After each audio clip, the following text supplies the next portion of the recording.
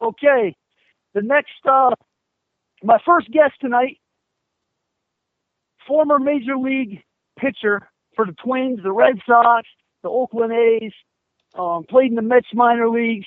You know, what's up to all my New York people? We got Boof Bonser. How you doing tonight? Good, good. Hopefully you took a deep breath when you said all those teams. Well, what'd you say?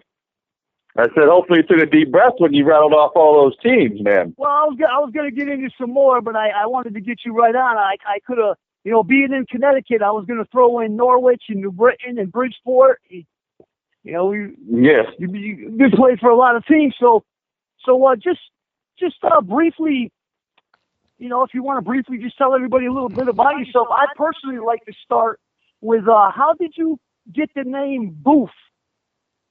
Well, you know what? What's funny is I get that question all the time. And to be honest with you, I have no idea. My parents gave me that name when I was a young one. Changed it over when I got into professional ball. Never asked how I got it, why I got it. I didn't want to hear the answer, to be honest with you. So realistically, I have no idea how I got my name.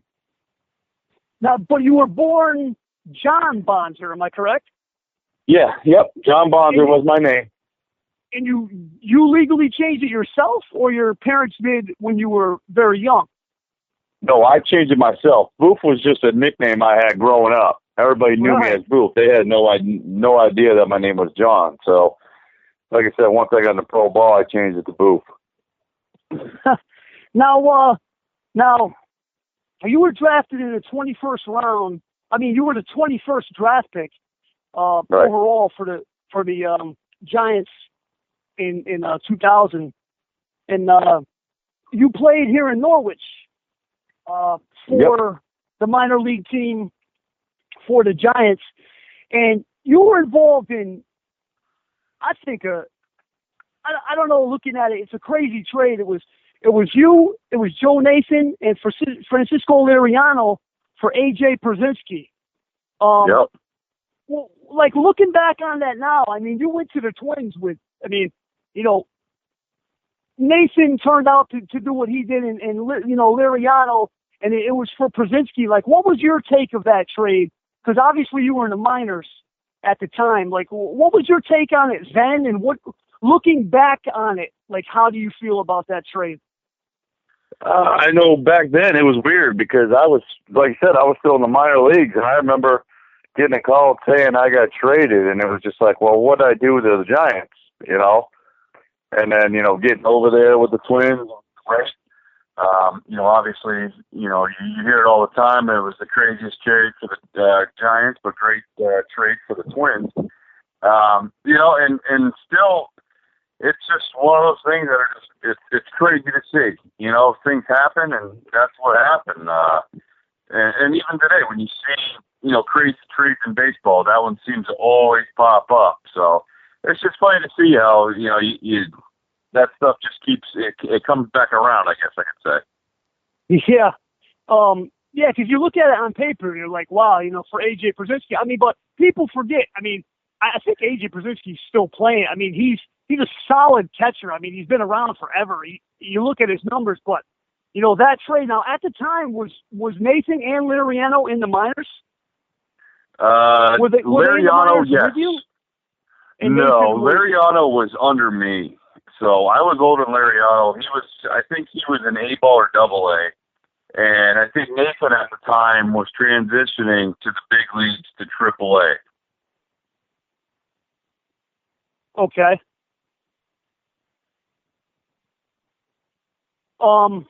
Let's see here.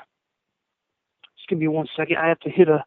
Yeah. So then you went to the Twins, and actually the Twins was probably a great place for you. I mean, at that time, you know, their minor league system was just stacked. We got to see them here in Connecticut. I'm in Connecticut also, and I know you are now too. New Britain, you know, New Britain had all the players, you know, that came through there. I mean, everybody came through New Britain for the Twins, and I personally saw you in New Britain, and I also seen you in Bridgeport later in your career. But like, what was that experience like? coming, like you had already been in Connecticut at one point, because you're not from Connecticut and you ended up moving here. That's why I wanted to know the facts on you in Connecticut, because you're from Florida, and you played for 3 teams up here. I was just wondering, how you ended up here. Was it because when you were in the minors and independent ball here, you liked it, or like what's the story behind the move? My wife's from here, actually, so that's the reason I moved here. So yeah, okay. I play with actually my wife's brother played with me in the Giants organization. So long story short, that just happened. We are married and we live here now in Connecticut, but obviously I've played in Connecticut a ton through my career. That's for sure. Yeah, you made the rounds. Now, in 2006, that was your first major league season, and you came up with the Twins. In September, you were American League Rookie of the Month. What was that like, coming into the Twins as a rookie, and late in the season getting that Rookie of the Month award? Being on that team, I mean, I looked back at the team, and there were some great players that you played with that year. Like what was that? What was that like? Was that a big thing for you, or was that just you were in the major leagues? That's what you wanted to do, and the title of Rookie of the Month didn't really mean anything to you? No, I mean, come on now. I mean, first off, it's my first call up getting into the big league, so that's huge to start with. And to be honest with you, I mean, I didn't even. Until they gave me the award and they told me, I had no idea I was getting Rookie of the Month. And I mean, that was just huge there too. So, yeah. And the thing was, is I was with the guys for a couple of years. So, in spring training, I should say. So I knew the guys out there, but, it was just great to finally be there, and the guys they're just down to earth guys. They're great teammates. It was just a fun time. It was just a blast. Looking back in your career in the major leagues, who was the person you wanted to strike out the most? Like every time this one person came up, you wanted to strike him out, whether it was like anger or just like, this guy's that good, let me strike him out every time he comes up. Who was the guy you were looking to really give it to every time he came up to bat? You know what's funny is I don't even have an answer for that, because I wanted to strike everybody out when I first came up, to believe it or not, until I tried to figure out how to stay in games past 5 innings, but my pitch count, I'll tell you that. So I didn't really to have that guy. Like I said, I was trying to get everybody out as quick as I could. If I struck you out, that was better. You know what I mean? So I didn't have that one guy. Yeah, that was a great answer. You were just trying to strike everybody out. Exactly. Was there anybody that you played with, like who was the biggest goofball? I asked that question to all the baseball guys that come on, like, who was the biggest clubhouse goofball, or just like the guy on your team that was the biggest goofball, like always up to shenanigans and hijinks? Well, if Torrey Hunter's listening right now, he's probably smiling. Torrey was a big guy in our clubhouse. Kept everybody loose, just having fun and just trying to enjoy the game. But, I mean, Torrey Hunter was a man. He was, like I said, just a great teammate, great person, just, wanted down-to-earth guy. He was the best. Yeah, absolutely. Was there, now, I noticed when I was looking, because I didn't know this, and I actually didn't know anything about it. You had gone to Taiwan to play. Yep. What was that like? Being American, going to Taiwan, and what was that like experience like for you? You know what? I'm glad I went over there because obviously I've never been over there to play. But it's definitely different. You got to learn quick, from anything from, you're ordering your food to just trying to learn how to speak their language. And it was rough at first, but, it was a good time. Fans Fans were awesome. I mean, I played on a great team over there. The first year I went over there, we won our league and went to the championship there. So, I mean, like I said, it was a good experience for me to go over there and see what Taiwan baseball was about. Now, I had a question about the team. The team you were on were the 7-Eleven Lions. Now, is that 7-Eleven like was that the 7-Eleven, was that like 7-Eleven like the company here in the United States, or did that mean something else? Really? No, that was the actual, we were 7-Eleven. Yep. I mean, I still remember we had a 7-Eleven that was right down the street from us, and that's how we got our name, is because of the owners of the 7-Eleven. That's how we got that. Yeah, I was very curious about that. Now, you played there 2 years or 1 year? I was over there for 2 years, pretty much. 2 years. Yep. And now, is the money like I had I think it was Joey Meyer last week left the major leagues and went to Japan, and we talked about the money difference in Japan to Major League Baseball. Is the money difference major, or like how is the money in Taiwan baseball? Because you don't really hear too much about like Taiwan. You hear about Japanese Baseball League and you hear about the Mexican League, but you don't really hear too much about Taiwan. Right. I mean, it's a huge difference, to be honest with you. And what's funny is there's a big difference between going to Japan and Taiwan payout too. So, it's just it's the difference between how big the leagues are, how big the culture is from where you're playing. So Taiwan, like I said, if we had a packed house, it was probably, let's just call it, probably 5,000 people to 8,000 people. We weren't getting very big crowds. So, you're talking two different things realistically. Okay. Were there any other Americans on your team that might have played in the minors or the majors at the time that you were there? Yeah. Actually, one of my good buddies, Nelson Figueroa, was there with me. Oh, okay. So, and then we had a couple guys in the minor leagues that tried and stayed around for a little while, but that was pretty much it.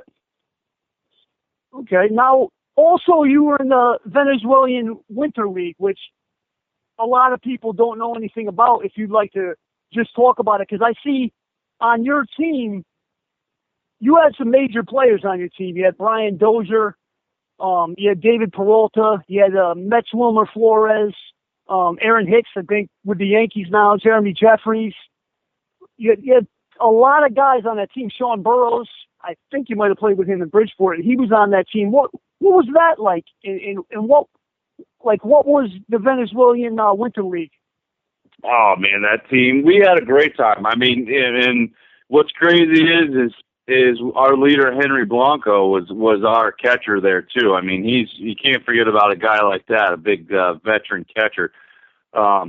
Venezuela, that place, I'm gonna tell you right now. You're talking day in, day out. Baseball that's what they breathe down there. And every time those lights come on, the place is packed and it's full of electricity, and people are rooting on their favorite teams. And you name it.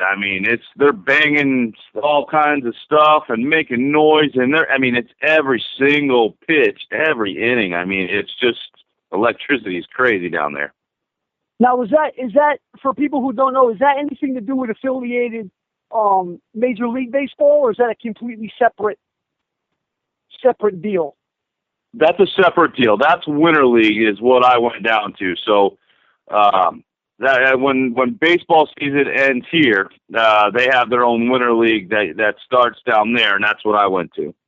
Okay, just so I don't get any hate from Henry Blanco fans, the very first person on the list under the Venezuelan Winter League on what I wrote down was Henry Blanco, and then we were Brian Dozier, and I just skipped over it, but I did have him down. It was the first person I had on the list. So looking back, like you had gone up to Boston, and you played for the Red Sox. This network is huge in New England. There's a lot of Red Sox fans listening. Between the Red Sox, the Twins, in Oakland, where you also played. Which one was your favorite place to play in the majors? Like, where was the best team? Like the best stadium, like stuff like that. What was? That's a rough one. That's a rough one. I mean, for me, it was just being the fact in the big leagues. I mean, I spent a majority of my time in Minnesota. I mean, don't get me wrong. When I was in Boston, that was a very veteran clubhouse, great times. I mean, going to that ballpark every day was awesome too. So, I didn't really have a favorite team just because of the fact that I was in the big leagues. But I will tell you right now, since I'm here in Connecticut now, every night I come home, I'm putting the Red Sox on. I'll tell you that right now. Okay.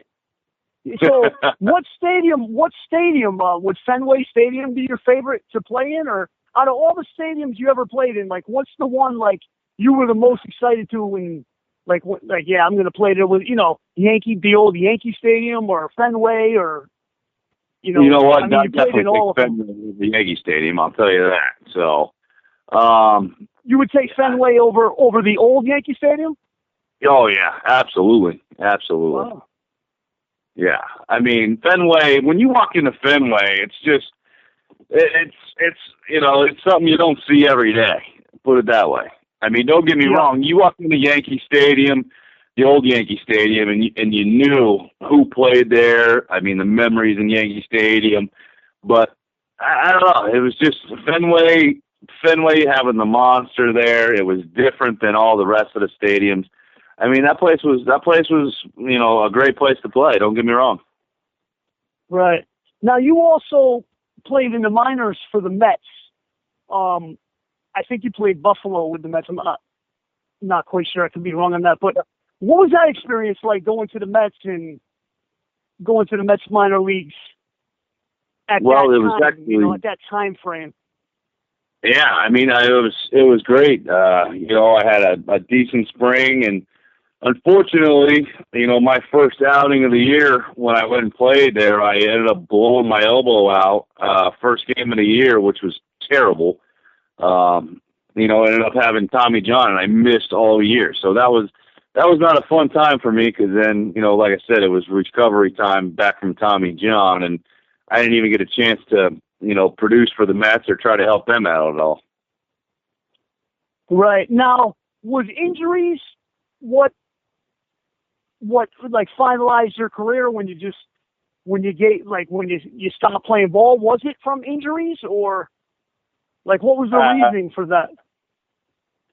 Well, I mean, I don't know, to be honest with you. I've had the major injuries and my age, and I wasn't getting the phone calls or anything else no more, so I decided to retire. That was pretty much, like I said, I spent 2 years of not getting any phone calls, so I was like, well, I guess I got to make a decision here, and that was it. I decided to retire.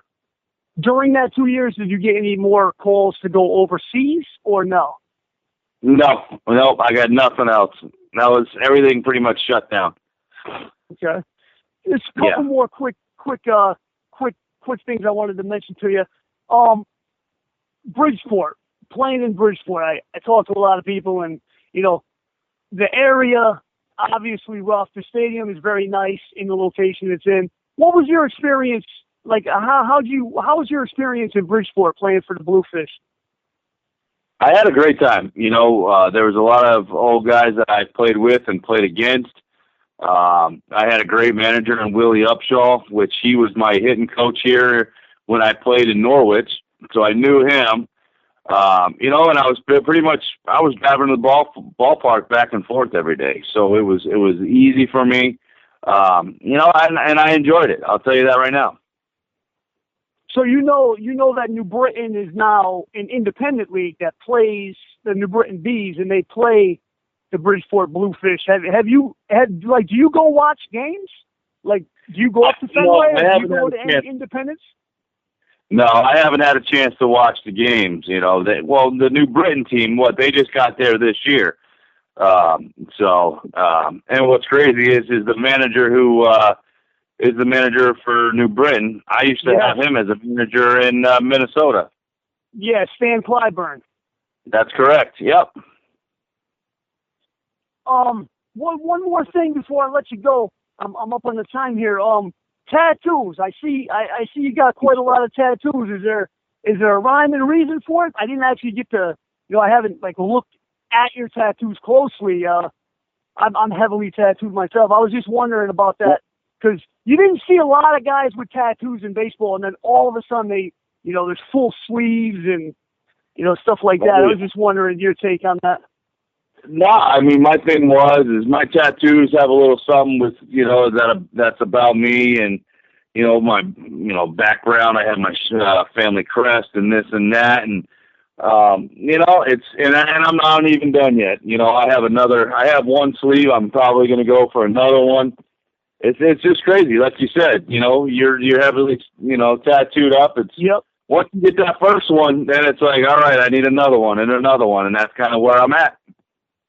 Yeah, that's how I feel. You get one and it's like, oh, I want another one. And, yeah. One more thing, real quick. When what are you up to nowadays that you're not playing ball? You're here in Connecticut. Like what's daily life for Boof Bonser? Like, what do you do? Well, right now, I work. I'm selling cars right now, actually, in Mystic. And then, on my day off, I try to get out and play some golf here and there, and relax with my kids and my family. Yeah, I don't play golf, but any off time I get, I like to spend it with my kids. Yeah. So, we might have to get you out and play some golf. Yeah, I played golf a long time ago. I'd love to come out. Absolutely. I'm right in Connecticut myself, but it's been a long time since I played golf. I'd like to thank one thing before I let you go. I'd like to thank Signatures for Soldiers, a nonprofit organization that gets autographs from baseball players and sends cards to baseball players for baseball players to sign, and then they sell it, and all the money goes back to Wounded Warrior, veteran type programs like that. And I know they've raised over $14,000 so far, and I know you're involved in that. And that's how me and you made contact, through Signatures for Soldiers. They're on Twitter and Facebook and Instagram. If you had anything to say. No, that's a great program, and I'm going to tell you what. When I first heard about it, I'm glad that I can be a part of that, because those guys over there doing their thing for us here. I mean, that's huge. So, any way you can give back to the Wounded Warriors Project and Signatures, I mean, the whole thing. I mean, it's just a great thing, and I'm like I said, I'm part of it. I love it. Absolutely. All right, Boof Bonser, I'd like to thank you for coming on. I'd love to have you come back on sometime. It'd be great. Thank you very much for coming on, and I'll talk to you soon. Sounds good. I appreciate it. Thanks for having me, and you just let me know. I'll come back anytime. All right. Thank you. Thank you. All right. That was former Major League Baseball pitcher for the Minnesota Twins, the Oakland A's, the Boston Red Sox. He played in the minor leagues. He played a long time. I think he played 15 years pro ball, 4 in the majors. I mean, as we heard, he played in Taiwan, and I was very interested. I hope other people were interested in the Taiwan thing like I was. I was very interested in that, because you don't hear about guys going to Taiwan. You hear about them going to Mexico. You hear about them going to Japan. But when I saw that, Taiwan, I like that. And, Boof's a great guy. I've seen a lot of stuff he does. Just like with the Signatures for Soldiers, he gives back whenever he can. And, that's the type of people I like to have on the Hollering with Hammer show as much as possible. Eric LaFlesh, you there, bud? I'm still here. Hello. Eric LaFlesh. Yeah. How are you? Doing good. What do you think of that? With Boof Bonser heading to Taiwan? Yeah, it's interesting. A lot of Major League Baseball players can actually rejuvenate their career by going overseas. But you're right. It's not usually Taiwan. It's usually Japan. Sometimes it's been Spain of late, but Taiwan, not so much. But you think about it on a little league level, Taiwan's always been a threat to win a Little League World Series for decades. So it would Right. kind of make sense that they translate and be very dominant in the when you in adult baseball as well. So yeah, I mean, Boof Bonser had many of his baseball cards, as you did, I'm sure. Yeah. Just great to hear these and I'm going to use this air quotes, older time players, because he's probably just a touch older than I am. But it's really cool, and yeah, I thought that was interesting about the Taiwan deal. Yeah, actually, Boof's not that old, but Boof's actually younger than me. Oh, is he? So, yeah. Oh, So okay. he, he, like I said, he played 15 years of pro ball. Yeah, you got to give it to him. I mean, exactly, and just like he said, when I asked him about who your favorite player was to strike out, because everybody tells you, oh, this person, that person, Yep. I wanted to strike out Derby. He said, I want to strike out everybody who comes up to play, and I like that. I love that comment that he made. That's the competitive nature of the athlete right there. Still throwing strong. Absolutely, and I bet you he's a great golfer. Oh, I'm sure he can hold his own. So yeah, we're waiting.